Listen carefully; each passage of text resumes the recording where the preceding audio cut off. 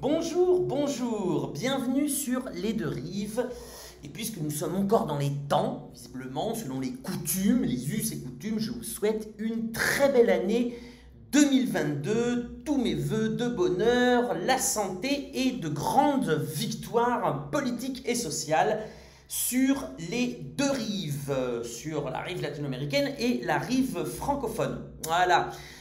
Ceci étant fait, écoutez, je suis bien content de vous retrouver dans cette année 2022. On va essayer de faire au moins aussi bien qu'en 2021 pour vous donner un autre point de vue, un autre son de cloche sur l'Amérique latine. Donc, évidemment, je vous invite évidemment à nous soutenir, hein, puisque les deux rives, comme vous le savez, ne dépendent d'aucun milliardaire ni d'aucun État, ne dépendent que de vous et de votre intérêt pour ce petit média indépendant. Donc nous vous invitons à aller sur le site www.lesdeuxrives.info et de faire une contribution financière dans la mesure de vos moyens. Et nous vous invitons aussi à vous inscrire sur le site Les Deux Rives parce que nous sommes en pleine restructuration et nous allons avoir besoin de traducteurs, de personnes qui peuvent nous aider à diffuser cet autre point de vue, à diffuser les news que nous publions, les articles d'opinion, les vidéos, etc.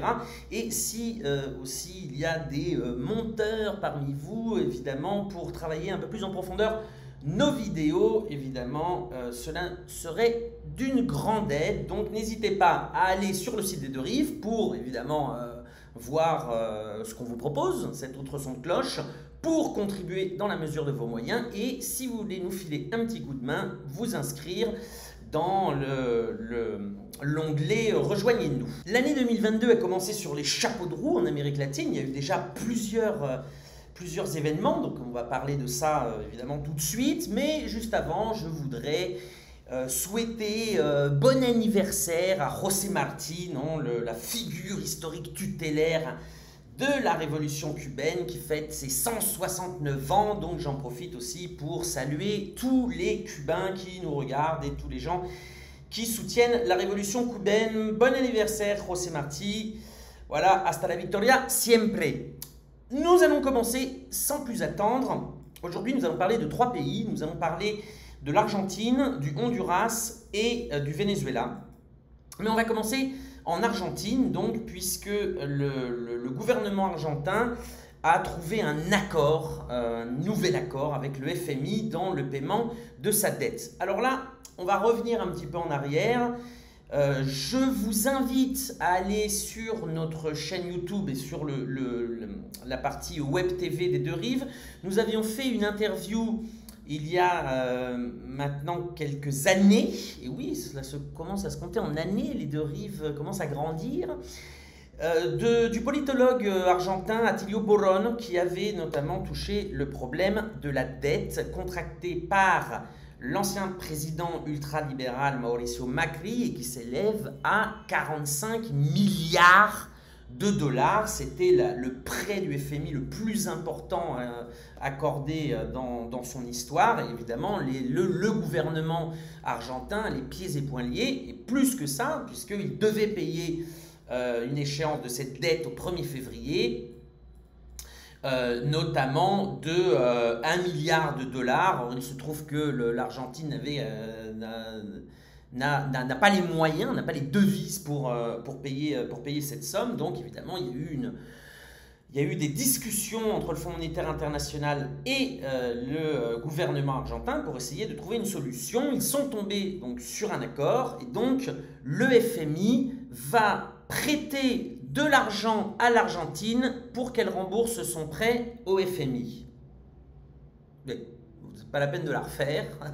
Je crois que vous avez très bien compris. Le FMI donc prête de l'argent pour que l'Argentine puisse rembourser son prêt. Et donc il y a des conditions. Alors effectivement ça évite que l'Argentine tombe en défaut. Néanmoins, il y a certaines conditions, alors plus souples que les conditions normalement qu'impose le FMI lorsqu'elle fait ce genre de prêt. C'est d'ailleurs une des manières que le gouvernement argentin a pour essayer de faire accepter finalement cet accord au sein de la population, c'est qu'il n'y aura pas d'ajustement structurel demandé par le FMI pour ce second prêt. C'est-à-dire que le FMI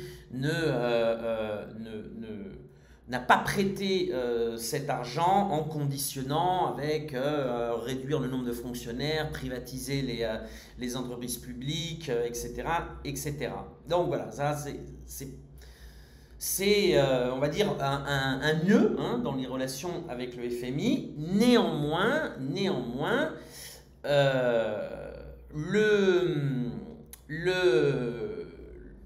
le FMI donc supervisera l'économie argentine, puisque tous les 3 mois, il y aura donc la personne en charge du FMI à Buenos Aires et des spécialistes du FMI qui réviseront les politiques économiques et monétaires de l'Argentine pour voir si elles s'ajustent à la politique économique pour pouvoir rembourser le prêt. Alors le remboursement du prêt, de ce deuxième prêt, ne viendra pas tout de suite. Il y a un laps de temps de 4 ans avant de pouvoir rembourser le deuxième prêt. Je rappelle quand même que le deuxième prêt est fait pour payer le premier. Hein.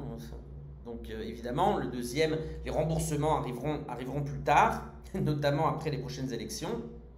Il y a un petit cadeau empoisonné pour celui qui maniera l'État argentin dans les prochaines années. Néanmoins, le FMI veillera à ce que l'Argentine ne sorte pas de son déficit fiscal, que l'émission monétaire soit réduite, et puis ils verront aussi l'impact sur les réserves internationales. Évidemment, c'est ce qui les intéresse, puisque c'est par ces réserves que les remboursements pourront s'opérer. Donc tous les 3 mois, une mission du FMI, avec à leur tête le directeur du FMI pour l'Argentine, donc supervisera l'économie du pays. Cerise sur le gâteau, la personne en charge de superviser l'économie argentine, donc finalement d'avoir un œil sur la souveraineté économique et monétaire argentine, est donc un expert du FMI anglais. Ça, pour les Argentins, c'est un peu comme leur cracher dessus. Hein. Vu le contentieux qu'il y a avec les Malouines et la souveraineté argentine avec l'Angleterre, le fait que le superviseur du FMI soit un Anglais, c'est un véritable crachat à la gueule. Et encore, je reste poli pour s'il y a des enfants intéressés par l'Amérique latine qui nous regardent. En tout cas, évidemment, ça participe au fait que, eh bien, dans la population argentine, on voit ça d'un très mauvais œil, hein, bien évidemment, puisqu'il y a un rapport traumatique avec le FMI qui les avait plongés dans la crise il y a plusieurs années et qui visiblement semble les y replonger. Alors, est-ce qu'il y avait une autre solution? Est-ce que cette solution est la moins pire? Il n'y avait pas énormément de solutions. On a pu voir en tout cas que l'ancien président et peut-être le futur président brésilien Lula a salué l'accord avec le FMI. Voilà. Cela se mesurera bien entendu à la qualité de vie des Argentins. Est-ce que ça va aller dans leur sens? Est-ce que la qualité de vie du peuple argentin va s'améliorer? En tout cas, évidemment, ça crée aussi quelques remous au sein de la coalition gouvernementale. Hein. Les forces politiques qui soutiennent le président Fernandez, qui sont les plus à gauche, on va dire, les plus radicales, commencent à critiquer aussi. Il y a le gouvernement en interne, cet accord fait énormément débat. Et peut-être qu'il y aura dans les semaines à venir, mois à venir, des recompositions politiques en Argentine. Et ce problème, évidemment, de la dette, il est au-delà de l'Argentine. Hein, c'est-à-dire que les gouvernements de droite, en demandant des prêts, en s'endettant auprès d'institutions internationales, finalement lient les mains de leurs successeurs, même si ceux-ci sont progressistes. Donc l'Argentine est un bon exemple, mais il y a aussi le Honduras qui est un exemple dans ce sens. Donc ça me permet de faire une petite transition. Nous passons maintenant au Honduras. Et donc Xiomara Castro a remporté les élections. Elle a pris donc formellement le pouvoir jeudi 27 janvier. Et dans son discours d'investiture, elle a notamment rappelé que les gouvernements de droite, y compris le dernier narco-gouvernement, qui sont arrivés au pouvoir par le coup d'État donc contre Mel Zelaya, son mari, en 2009, ont fortement endetté le pays, et qu'aujourd'hui le Honduras, donc petit pays, doit consacrer plus de la moitié du budget de l'État au paiement des intérêts de la dette. Plus de la moitié du budget de l'État au paiement des intérêts de la dette, pas de la dette. Donc évidemment, encore une fois, Xiomara Castro arrive dans une situation pas facile économiquement. De fait, elle a dit lors de son discours d'investiture, donc jeudi 27 janvier, que la dette était irremboursable et qu'il allait falloir négocier et restructurer. Le soir même, les marchés se sont affolés, et le vendredi 28, elle a donné une interview en disant qu'elle ne restructurerait pas la dette et que le Honduras payerait sa dette de manière normale. Donc on voit bien là aussi que la politique n'est pas facile et qu'il s'agit de composer. Alors jusqu'où composer, c'est une très bonne question, puisque c'est la question que doit se faire Xiomara Castro et le parti Libre, parce que ça n'a pas été de tout repos ces derniers jours au Honduras. Xiomara Castro a été élue, alors d'une part, le parti qui la représente, le parti Libre, elle a fait, on va dire, alliance formelle avec un parti de centre droit, le parti Salvador du Honduras, donc du politicien Nasrallah. Et donc dans les accords, les accords politiques pour que Xiomara puisse arriver comme présidente, il y avait que la présidence du Parlement revenait au parti Salvador du Honduras. Mais au sein de Libre, il y a eu aussi des négociations internes, et plusieurs personnalités du parti progressiste de gauche, qui a un programme qui est disponible, d'ailleurs il me semble que sur Les Deux Rives nous avions publié un article sur ce programme, qui est un programme très progressiste, avec un grand chapitre sur le social, l'éducation, la santé, sur la démocratie participative, sur la constituante, puisque Xiomara a été portée aussi avec la volonté de faire une assemblée constituante, et au niveau géopolitique, d'instaurer des relations diplomatiques et commerciales avec la Chine. Et oui, le Honduras n'en a pas, ils reconnaissent pour l'instant en tout cas Taïwan. Au sein même de Libre, pour pouvoir assurer une majorité parlementaire, certains politiciens ont été le candidat du parti Libre, et ces politiciens ont trahi, ont rejoint on rejoint les rangs du parti issu de la narcodictature de Juan Orlando Hernández. Alors pourquoi je parle de narcodictature? Tout simplement parce que c'est un fait. Là, il ne s'agit pas d'une opinion. Le frère du président est jugé aux États-Unis pour narcotrafic. Or, il se trouve que le frère du président était aussi le financier de sa campagne. Et évidemment, ça mouille donc l'ancien président Juan Orlando Hernández, qui vient d'atterrir au Parlement centra-américain. Toujours des petites portes de sortie comme ça. Mais toujours est-il que les 20 députés de Libre donc, sont passés à l'ennemi, et donc ont réussi à dégager une majorité au Parlement et à faire élire un président du Parlement qui n'est pas issu des accords entre le parti qui a gagné les élections et ses alliés. Donc la première crise, Le parti Libre donc, fait une grosse pression. Le peuple, évidemment, outré par cette trahison, fait pression aussi. Et arrive, donc le parti Libre exclut les félons. Et avec leurs suppléants, font voter donc, de nouvelles autorités au Parlement. Donc le Honduras a deux autorités parlementaires. Il y aurait donc deux parlements avec deux autorités parlementaires. Donc on est un peu dans la veine de Guaido, non?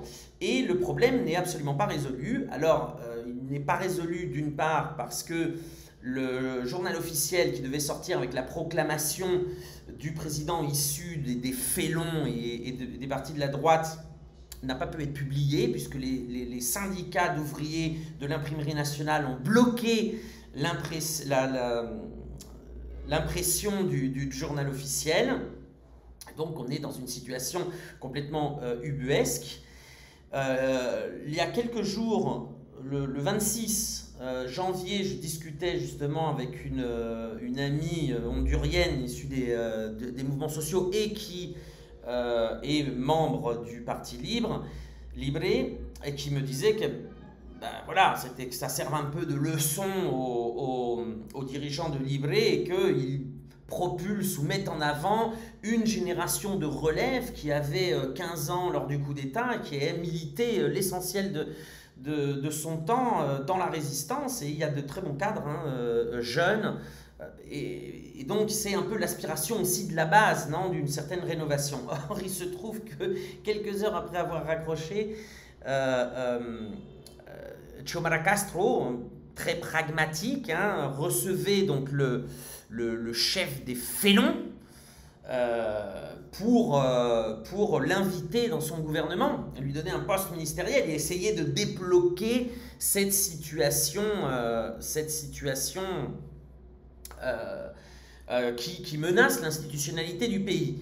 Alors évidemment, ces gens ne sont pas des inconnus, donc pour les nommer, donc les chefs des félons, Jorge Calix, celui que Xiomara Castro avait invité à revenir sur sa décision, et aussi notre députée, donc Béatrice Vaillé. Et donc quand on regarde un peu le curriculum de ces gens-là, donc ils sont présentés et qui ont gagné, qui ont été élus sur les listes Libre, en fait ils sont liés au secteur bancaire notamment, et dans le cas de Madame Vaillé, elle est même membre de familles puissantes du Parti national, donc ce parti qui a porté le narco-président, l'ancien Juan Orlando Hernández. Donc là, on voit aussi la limite de l'ouverture, puisque ça peut amener évidemment toutes sortes de trahisons. Donc, Madame Xiomara Castro ne l'a pas facile. Elle vient d'être intronisée, donc il y avait des représentants de tous les pays, bien évidemment, enfin de la région. Par contre, évidemment, la promesse de constituante, tant qu'il y a cette instabilité institutionnelle, va être difficile à mettre en place. La rupture franche avec Taïwan n'est pas si simple non plus. D'ailleurs, on a vu que je crois que c'est le vice-président de Taïwan qui a assisté à l'intronisation et qui a été reçu par Madame Castro. Donc, évidemment, là, le pouvoir pragmatique, et encore une fois, nous donne des éléments pour essayer de comprendre ce qui va se passer au Honduras dans les prochaines semaines, dans les prochains mois.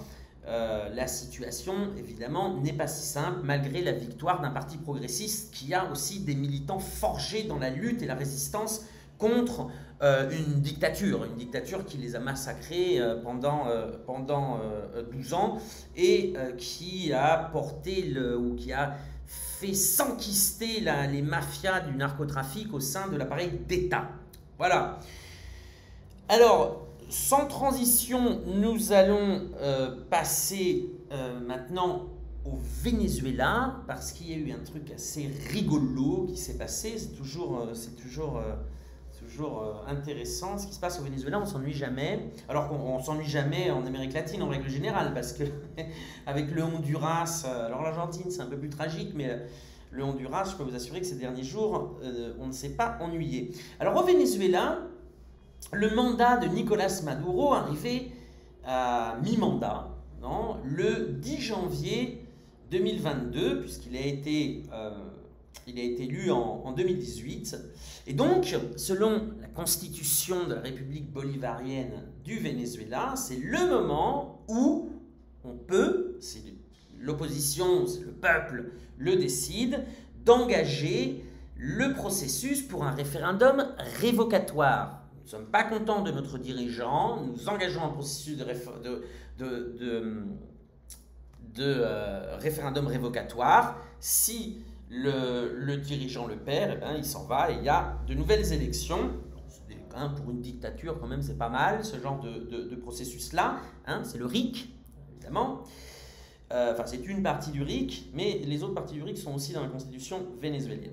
Toujours est-il que donc l'opposition qui se gargarise de sondages repris par tous les médias internationaux, 80% des Vénézuéliens veulent sortir de Maduro, ne supportent plus Maduro, blablabla.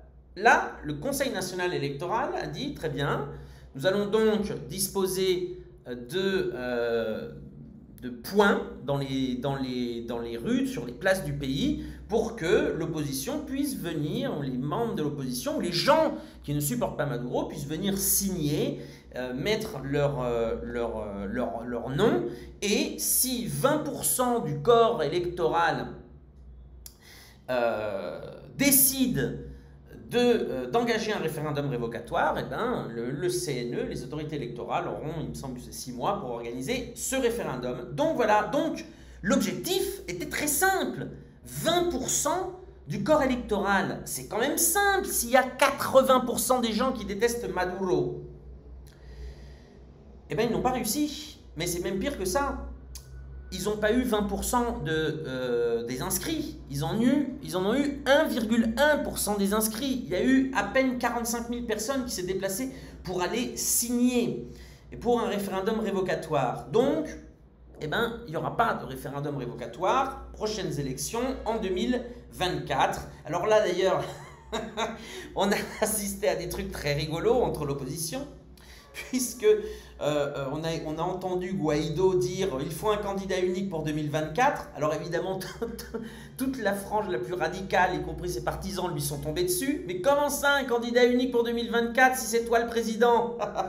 Et oui, bien entendu. Et c'est aussi pour ça que l'opposition n'a pas réussi à réunir les signatures, parce qu'il n'y avait pas ni un récit collectif mobilisateur, unifié, et puis surtout ils n'ont pas fait campagne, tout simplement. Ils n'ont pas préparé la population, puisqu'ils leur disent depuis des mois, enfin une partie de l'opposition leur dit que le Centre national électoral est biaisé, etc., alors qu'il y a des membres de l'opposition dedans, alors qu'il a été reconnu par tous les observateurs internationaux lors des dernières élections comme évidemment impartial. Mais bon, ça trompe, on ne peut pas changer de discours en permanence. Et puis il y a eu le problème de faire un référendum révocatoire, c'est reconnaître Maduro. Et oui, si Maduro n'est pas président, on ne fait pas de référendum révocatoire contre Maduro. Donc bref, l'opposition dans son marasme, dans son labyrinthe, a perdu une nouvelle opportunité de briller politiquement. Voilà, donc le cirque, on va dire, de la présidence fantoche de Guaido va continuer. Guaido fera encore des réunions via Zoom, certainement. Évidemment, là, il est complètement discrédité, y compris dans son propre camp. Certains pays occidentaux, les États-Unis en tête, continuent de le soutenir, au moins publiquement, puisqu'ils ont besoin de Guaido pour continuer à piller le Venezuela, à lui voler des actifs. Et donc, c'est la seule raison pour laquelle Guaido est encore reconnu, non pas par une cinquantaine, quarantaine, soixantaine, on n'a jamais su, mais par une quinzaine de pays. Ça, je tiens quand même à le rappeler, puisque au sein de l'Assemblée générale de l'ONU,